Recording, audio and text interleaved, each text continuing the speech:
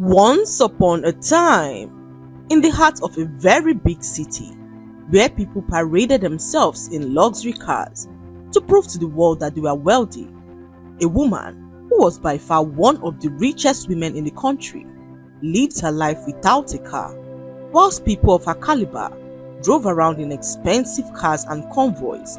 She walked, defiling all preconceived notion that wealth must be won, driven or announced. Her name was Anwuli Okafor, a multi-billionaire who never used a car. Anwuli was one of the richest women in the country, the owner of over 100 buildings, as well as several oil blocks and a global empire. Anwuli Okafor never liked the attention that came with being wealthy. She was a simple woman who saw no difference between the rich and the poor. She walked on the streets every day, dressed in normal clothes that didn't give up the fact that she was rich. She had so many friends on the street, hawkers, market women, and even beggars who always prayed for her when she dropped some money in their bowls. Anwuli loved the life that she was living, but not everyone viewed what she did as being practical. They called her foolish and stingy, knowing that she could afford any car of her choice but still chose to walk. Even her subordinates drove flashy cars, whilst Anwuli walked on the streets like a commoner. Many people whispered behind her back. Some mocked her, whilst others feared her greatly. Rumors even began to spread that Anwuli was mentally unstable, that she sold her soul to the devil for wealth and could no longer sit inside a car. Some even claimed that she was cursed and that if she ever dared to enter any vehicle, tragedy would strike. When she was kidnapped a few years ago, rumors had it that the kidnappers all died mysteriously, and everyone attributed it to Anwuli, who returned home on foot the next day. That incident became a tale of wonder across the city. People said the kidnappers had tried to put her in a van, but it wouldn't start. When they eventually succeeded, the kidnappers all killed themselves, leaving Anwuli untouched. After that incident, no one dared to touch her, and even the boldest criminals crossed the road when they saw her coming. Yet, Anwuli never confirmed or denied the stories. She continued to walk, smiling as she walked through the crowded streets of Lagos, greeting people by name and buying street food from roadside vendors. Under rain and sun, she walked as people mocked and laughed at her. One morning, a young journalist whose name was Chioma approached Anwuli outside a mechanic workshop where the billionaire was chatting with a roadside painter. "Madam Anwuli," she said breathless, "may I ask you one question? Why don't you ever use a car?" Anwuli looked at her and smiled. She turned to the painter and promised to visit again as she began to walk away, ignoring Chioma completely. Chioma, not one to be easily dismissed, quickly followed her. "Please ma, I'm not here to mock you. I truly want to understand." Anwuli stopped and turned slightly as she studied the young woman Chioma, who was panting from the short chase. A notepad clutched tightly in her hand as her press tag swung from her neck. "You want to understand?" Anwuli asked calmly, her voice low and steady. "Then leave me alone and stop following me," she said to Chioma, who watched her cross the road. Eager to get a word from Anwuli, Chioma tried to cross the road to meet with her when she got hit by a motorcycle. Her notepad flew from her hand as pages fluttered into the air like desperate birds. She hit the ground with a hard crack as her head bounced against the pavement. Everybody screamed in terror as Chioma was rushed to the nearby hospital. She sustained a few injuries, and everyone attributed the accident to Anwuli. "I told you she's cursed," they all murmured underneath their breaths as the fear they had for her increased. However, Anwuli was not deterred. She paid all of Chioma's hospital bills and paid her a visit every day at the hospital until she was discharged. People blamed her for the accident, but Anwuli did not care as she continued to walk. Months later, she decided to leave her mansion to take her usual walk down to the office. It was a 1-hour walk, and the sun was now blazing hot. Madam Anwuli took her time as she walked. She came across a young child who was too terrified to cross the road. Remembering what happened to Chioma a few months ago, Madam Anwuli decided to help the young girl cross the road. She held her hands gently smiled down at her, and together they began to cross the road. The traffic light was red and all the cars had stopped, but just as they reached the middle of the road, a wine-colored Mercedes suddenly swerved out of nowhere and screeched next to them as the driver slammed the brakes and brought the car to a complete stop. The car missed them by some inches and the little girl screamed and froze in terror. Anwuli, seeing how terrified she was, pulled her close to herself to shield her. Horns blared loudly as people looked on with shock. The street fell into complete silence as the driver of the car flung open the door and approached them angrily. "Are you mad?" she asked Anwuli, who tried to apologize for peace to reign, but the young woman was not having it. She followed Anwuli behind, insisting that she listens to her. "Answer me, you poor woman. Did they send you? Do you want to ruin someone's car? Eh? This is a 75 million naira Benz, and your entire generation put together will not be able to afford it. Instead of looking before you cross the road, you are here gallivanting, looking for someone to hit you so that you can claim money from them." The young woman screamed angrily as Anwuli said nothing more to her. People began to gather and Anwuli was not ready for their attention. She left the scene and headed straight to her office, happy that no one recognized her.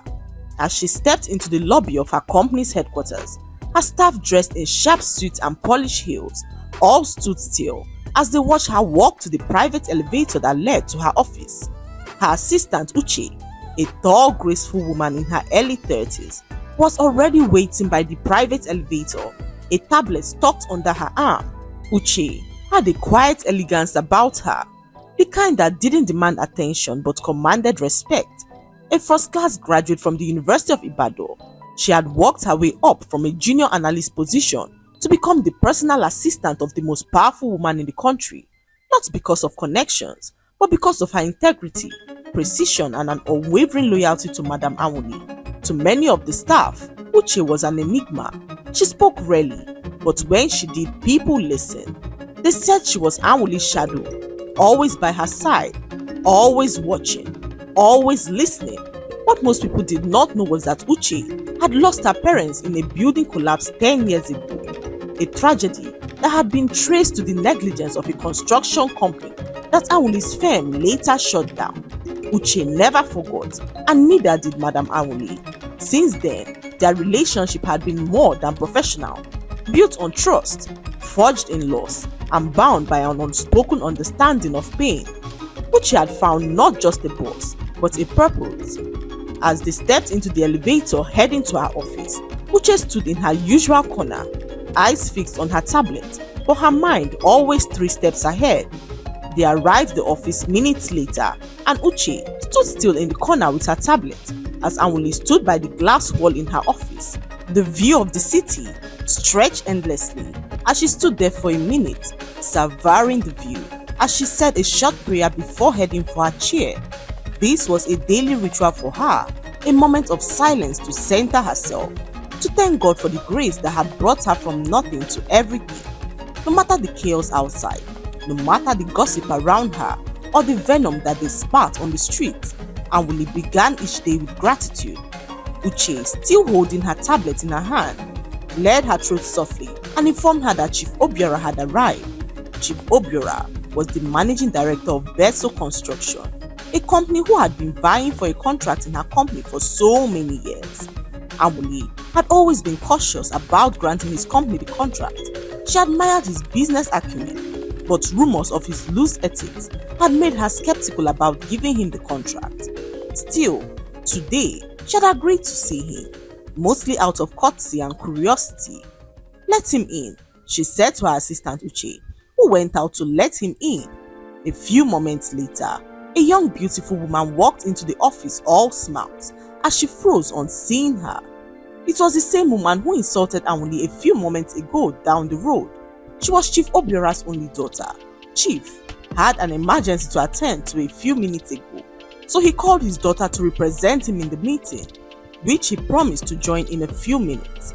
His daughter Kimberly was on her way to meet her father at Anwuli's company when she almost ran into Anwuli by the roadside. She never knew that the woman she so insulted was the same woman that her father was hoping and praying to see. Kimberly had heard so much about Anwuli.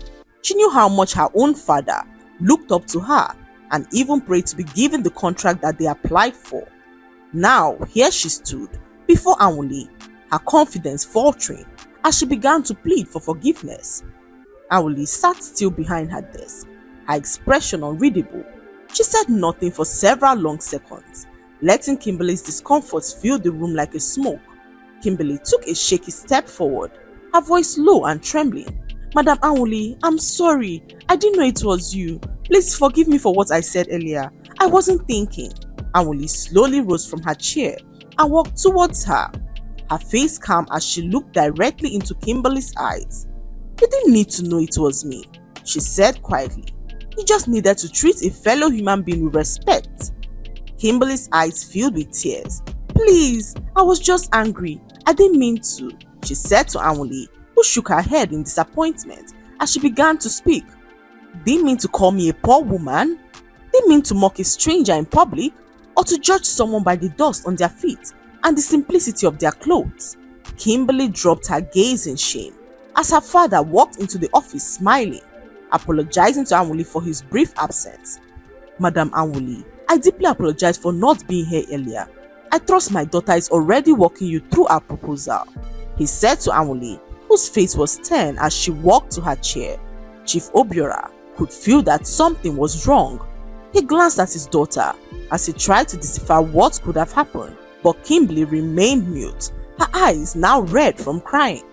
Chief Obiora turned to Anwuli, who informed him that his company's proposal had been denied. Chief Obiora blinked in confusion, wondering what could have gone wrong. Anwuli, sensing the confusion in the room, informed him that her decision was hinged on the actions of his daughter. "You entrusted your legacy into the hands of someone who lacks discipline, empathy and wisdom," Anwuli said evenly. "That speaks volumes about your business judgment, and my company cannot take such risks." Chief Obiora stood there confused as he watched his own daughter in disbelief. He didn't say a word as he walked out of the office furious. His daughter, Kimberly, trailed after him, knowing that she was in so much trouble. They arrived home a few minutes later, and Chief Obiora walked into the living room as his daughter, Kimberly, went down on her knees and began to beg. She narrated all that happened to her father, who stood there furious to hear how she treated Anwuli. "You did what? To who?" Chief Obiora roared angrily as Kimberly began to cry. "I didn't know, father. I didn't recognize her," she said to her father, who rebuked her for saying such a thing. "I raised you better than this, Kimberly. Do you know how long I've worked to get her attention? Do you know what this contract means for our company?" he asked Kimberly, who burst out in tears, realizing the terrible things that she had done. Her father stripped her of all her privileges, her car, her credit cards, her personal assistant and even her luxury apartment. "From today, you will take public transport to wherever you are going. Maybe then you will learn humility," he said to Kimberly, who could not believe her ears. She had never used public transport in her life and was not about to do so now. She pleaded with her father, who told her that the only way that she could get her life back was if she secured the contract for Madam Anwuli, and Kimberly froze on hearing this. She had no idea how she would make this work, seeing how angry Anwuli was at her. So she sat there for hours thinking as she made up her mind to try. The next morning, dressed in the most modest clothes she had, Kimberly boarded a crowded bus for the first time in her life. She sat quietly, squashed between a snoring man and a fish seller who had a basket of crayfish by her chair. Her designer perfume had long faded, and her manicured nails were now chipped. Kimberly had no driver to drop her off at her destination, no tinted window to shield her from the sun. She could not believe how people survive this kind of life and still remain happy and content. The bus stopped at a junction not too far from Anwuli's company, so Kimberly got down and began to walk. She walked for a few minutes and arrived the company, her heart racing as she approached the receptionist, who smiled and asked who she came to see. "Madam Anwuli," she said to the receptionist, who told her to have a seat. It was only 7 in the morning and Madam Anwuli was not yet on seat. Kimberly waited as she rehearsed what she was going to say to her when she arrived. A few minutes later, Kimberly decided to go use the restroom in the corner. She walked into the restroom and met a young beautiful woman who who scolded her and handed her a mop. "How dare you come late, you useless cleaner," she said to Kimberly, who she warned not to leave the toilet until it was squeaky clean. Kimberly had never been this humiliated in her life. She knew better than to make a scene, not at the company, after all the damage that she had already caused in the last 24 hours. So, she calmly apologized to the woman and began to mop the floor of the toilet. Kimberly had never mopped floors in her life. She never knew how tedious it was to push a wet mop across the tiled floor without leaving streaks. Her back ached terribly as the sweat on her face dropped like raindrops from the sky. But Kimberly said nothing. She scrubbed the floor diligently as the woman who insulted her stood by the mirror retouching her lip gloss, completely unaware of who Kimberly truly was. "Make sure you wipe under the sink too," the woman barked as she walked out of the toilet, leaving Kimberly alone with her mop. A few minutes later, she was done and returned to the lobby, where she was told that Madam Anwuli was now in a meeting. "You can go and come back later," the receptionist suggested, but Kimberly decided to wait. She sat there exhausted as the young woman who insulted her in the restroom walked out of her office to meet her sitting at the reception. "Who told you to sit?" she said to Kimberly angrily as she handed her a mop to go clean the CEO's office. Kimberly trembled at the thought of it. She was now going to Anwuli's office, not as the daughter of Chief Obiora, but as a cleaner with her mop in hand. Her entire body shook as she picked up the mop and began to walk. She carried the mop towards Madam Anwuli's office like a silent soldier who was on a battlefield of lessons. She arrived at Anwuli's office and luckily, Anwuli was not on seat. Kimberly began to mop the floor, wondering what she would say if Anwuli walked into her office and found her there. As Kimberly dragged the mop across the polished marble floor, her mind raced. Every drop of sweat felt like a drop of shame, but also strangely a drop of healing. She cleaned the glass windows, wiped the base of the chairs, and even knelt to polish under the desk. Every stroke, a silent apology to Anwuli. She had no idea if this act would earn her a second chance, but deep down, she knew it was the right thing to do. Suddenly, the door creaked open, and Kimberly froze, still on her knees clutching the mop. She slowly looked up, and in front of her stood Madam Anwuli, dressed in her usual simple dress. Her calm presence filled the room before she even said a word. Her eyes met that of Kimberly, and for a long moment, silence hung between them like smoke in the air. "What are you doing in my office?" Anwuli asked quietly, as Kimberly opened her mouth but no words came out. She bowed her head and began to speak. "I came to apologize again, ma, but the lady downstairs met me in the toilet and thought I was a cleaner. She made me clean the toilet and asked me to come clean your office. After everything I've done, I didn't think I deserved to correct her." Anwuli took a step into the office. She closed the door gently behind her and walked to her desk. "You didn't think you deserved to correct her?" Anwuli asked Kimberly, who bowed her head in shame as she began to cry. "You've learned something most people in power never do," Anwuli said. "Humility, the kind that doesn't come from being taught, but from being broken." Kimberly's eyes were now filled with tears as she began to apologize. "I'm so sorry for everything, ma. I truly am." Anwuli gave her a small nod and replied, "I believe you," she said to Kimberly, who looked up at her shocked. "You do?" "Yes," Anwuli said, "because you could have left that restroom. You could have shouted at the receptionist. You could have walked out of this company in anger and pride, but you didn't. Instead, you stayed and even obeyed without any objection. You remind me of myself so many years ago," Anwuli said to Kimberly, who opened her mouth in shock as she continued to listen. "I was once like you, pompous, proud, and extremely arrogant. I spoke rashly to those beneath me and played down on their suffering. As a young woman born into money, I never knew what true suffering meant. To me, when I didn't get the exact amount of money I wanted, I felt I was suffering. Suffering to me was when I failed to meet my goals. It was my lack, despite being in the midst of plenty. However, this perception changed when something life-changing happened to me. It was a calm and wet afternoon, and I had just bought a new car, the most expensive model at the time. I was so proud of it and couldn't wait to show it off to the world. That afternoon, I sent my driver home and insisted on picking my daughter from school myself. Her name was Chizaram, and she was my only child. my miracle in human form. Anwuli's voice cracked slightly as she turned away from Kimberly for a moment. She stared out of the window, blinking back the tears that had clearly been buried for years. She was 7, sweet, curious, and full of life. She always asked me why I worked so much and why I never walked her to school like the other parents. I laughed and told her that the parents that walked wished to be like us. They can't afford our car.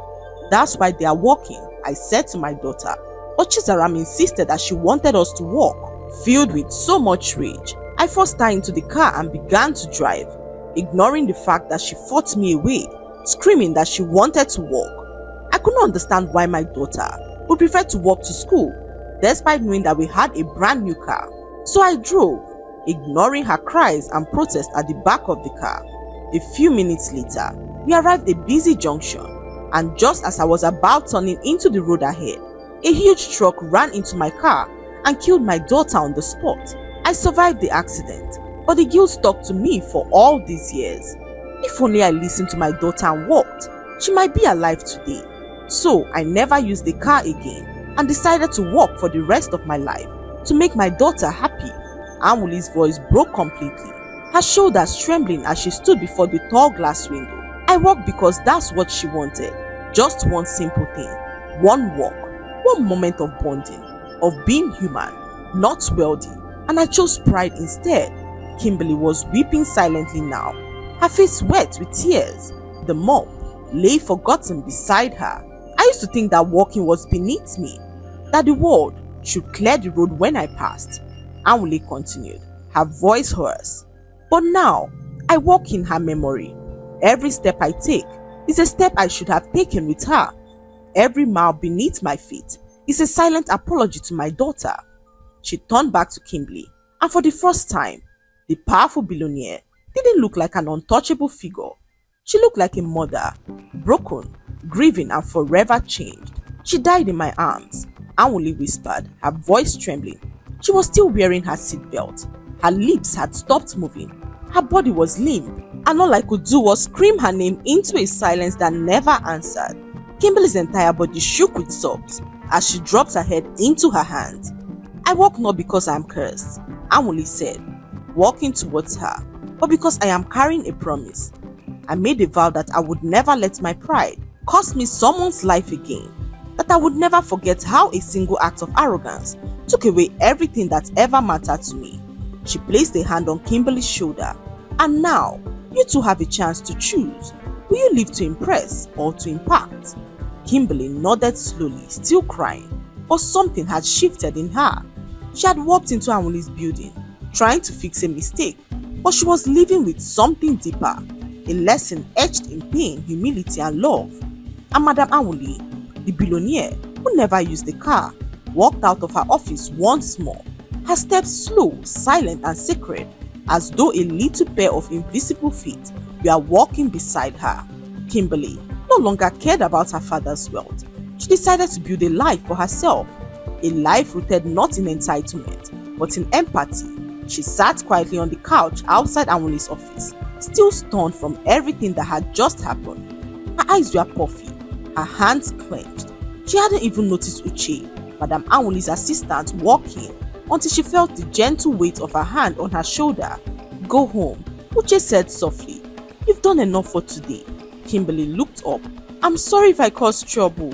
You didn't cause trouble, Uche replied, her voice calm but firm. You exposed it. Uche turned and walked to the receptionist's desk, where Chidima, the senior staff member who had ordered Kimberly to clean the toilet and mop the CEO's office, was now busy scrolling on her phone. Chidima, Uche called, her tone like steel wrapped in velvet. Come with me, Uche said, already walking towards the HR office. Chidima smirked, half joking as she asked, Is it about that cleaner girl earlier? She asked, but Uche ignored her question. So Chidima quickly followed her down the hallway, trying to regain composure. Inside the HR office, Uche shut the door behind them. The room fell into a heavy silence. Do you know who you humiliated this morning? Uche asked, folding her arms. She didn't say who she was. I assumed she was the cleaner. That she was beneath you? Uche cut in. Because she didn't look expensive enough to deserve respect? I didn't mean to, ma. You did, Uche replied, her voice level. And worse, you acted on it. You backed her in a company that was built on dignity, humility, and grace. You made her mop toilets because of how she looked. Chidima's face was now red, but she wasn't a staff. How was I to know? It doesn't matter who she was, Uche said, stepping forward. It matters who you are. And today, you showed that you don't belong in this company. Chidima gasped.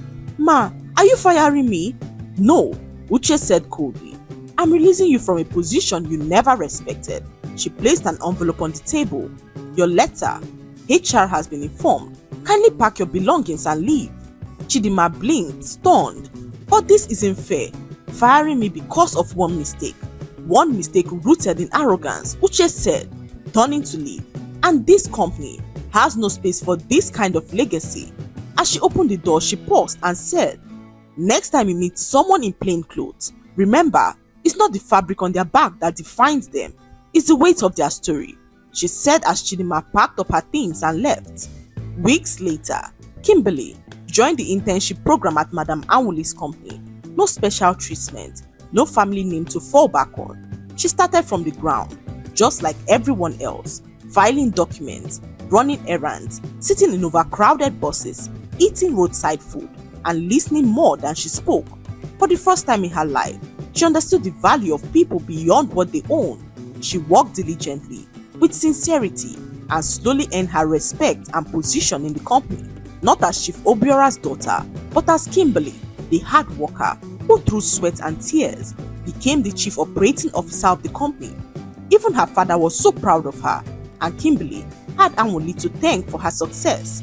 Anwuli, however, continued to work, ignoring what anyone said, as true success was not measured in the number of cars a person drove, but by the number of lives they touched. The lesson to be learned from this story is that true wealth is not found in material possessions or outward appearances, but in character, compassion, and humility. It teaches us that respect should never be reserved for status, but given freely to all, regardless of what they wear or where they stand. Through Anwuli's quiet strength and Kimberly's transformation, we learn that pain can lead to purpose, and that the most powerful impact we can make is not in how we rise above others, but in how we choose to walk beside them. I hope you enjoyed the story.